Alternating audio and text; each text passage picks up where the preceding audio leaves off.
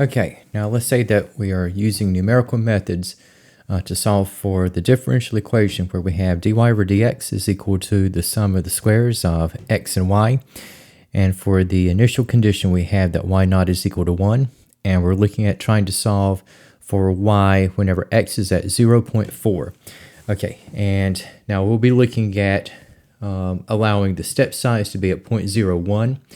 So you're looking at like going from 0 to 0.01 to 0.02 to 0.03 until we get to 0.40. So the number of steps you'll have to take to get from x equals 0 to x at 0.4 is that you're looking at the final x minus the initial x divided by the step size. Okay, and so there will be 40 steps involved. Now, if you try to find the exact solution for this, good luck. Now we have with the equation, I just pulled the screen captures from Maple. You have your differential equation where we have dy over dx is equal to the sum of the squares of x and y with the initial condition whereupon y naught is equal to 1. And we have, just for the general solution with this given initial condition, you have this set of Bessel equation terms.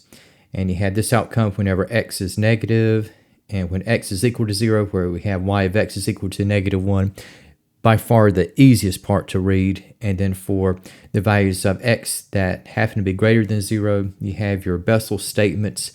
Now, in terms of evaluating what we have at x equal to 0.4, now you have your gamma function terms in the mix.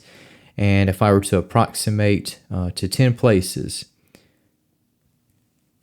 in this particular case, all right, so you would have about 1.696110910. Okay, and we'll be looking into Maple to see how the numerical methods among the Euler, improved Euler, and the Runge-Kutta, we'll see how those are going to compare with the exact answer.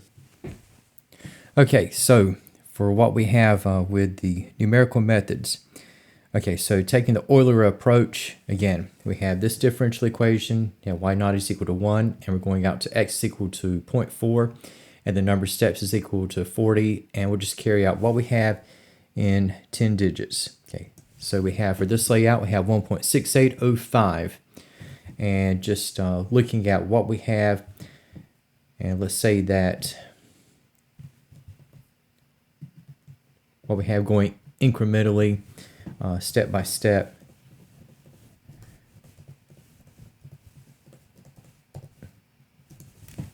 Okay, and if I were to expose, okay, so I can just go with the tabulate or the show all. All right, and so you have for the size of the error, you have 0.015607. Not a high amount of error in this case. But still, technically, the Euler approach will be the least accurate. Now, if I were to go with the Hoyne approach, again, you have your opening statement. So you have the Runge-Kutta, and we have with the differential equations, you have d over dx, and we have y of x, and we have is equal to x to the second, not to the third, but to the second.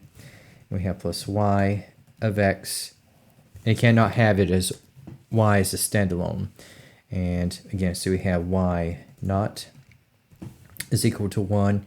And we're going out to x is equal to 0.4. And again, we have the number of steps is equal to 40. And again, we have with the Hoyne method, that's going to be the sub method. And okay, again, we have with number of digits. Okay, we'll just let this be at 10 as well. Okay, so I have 1.696016. And we'll look at the size of the error. So again, just taking output is equal to information. I'll just show all in this particular case. And notice, okay, you have, while the Euler approach, the size of the error, while it is arguably not bad, it is percentage-wise much greater than what you have with the improved Euler. And now, if I were to take what I have in the case of the official Runge-Kutta with the Runge-Kutta method, okay, so again, I have the differential equation. You have in this case, all right, so you have d over dx of y of x. You have is equal to x squared. You have plus y of x squared. And again, we had y naught is equal to 1. And again, you are going out to x equal to 0.4. And for the number of steps, again, okay, that is going to be at 40. And for what we have, once again, so we have the sub method, and for the official Runge-Kutta, okay, that is going to be RK4. And for the number of digits, okay, that is going to be at 10. And then we have upon entering, okay, so this is what we have here. And just sizing up what we have in terms of the amount of error. Okay. So again, just placing the output is equal to information at the tail end. Again, we can show all. And we have, again, a very, very small percentage error in the outcome.